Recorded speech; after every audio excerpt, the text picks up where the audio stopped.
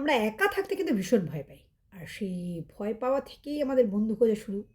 যেখানে social media হোক বা যেখান থেকে আমরা বন্ধু পাবো, সেই আশা রেখে বন্ধু করতে থাকি। আর কিছুদিন ২-১ দিন ৪ দিন সেই বন্ধুর সাথে মনের সমস্ত কথা শেয়ার করি। আর আমরা কিন্তু এটাও জানতে চাই না সেই মানুষটা কেমন।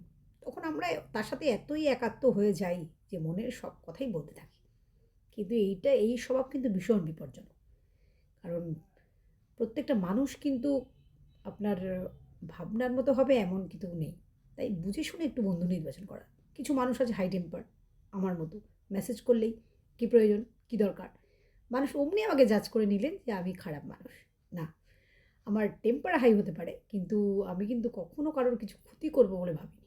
আবার কিছু মহিলা আছে যাদেরকে মেসেজ করলে তারা ভীষণ সফটলি কথা বলেন। তারপরেই তারা বলেন মোবাইলটা রিচার্জ করে দেবে। কিছু টাকা দিতে তার বাড়িতে অসুবিধা আছে। না, এটাও একটা ট্রিক্স যেটা আপনারা সহজ সরলভাবে বুঝতে পারেন না। রাগী মানুষদেরকে আপনাদের সবসময় খারাপ মনে হয়।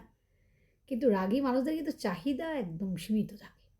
তারা কিন্তু আপনার থেকে কিছু চায়ও না, কিছু নেবেও না। আপনার ব্যক্তিগত জীবন, আপনি তাকে কী শেয়ার করেছিলেন সেটা কিন্তু তাদের ভাবনার বিষয় নয়।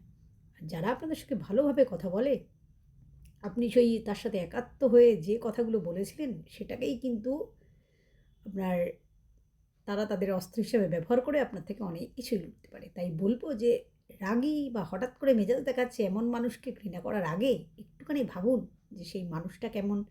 আর সফটলি যারা কথা বলে তাদেরকেও অ্যাকসেপ্ট করার আগে একটুখানি ভাবুন তারা কেমন?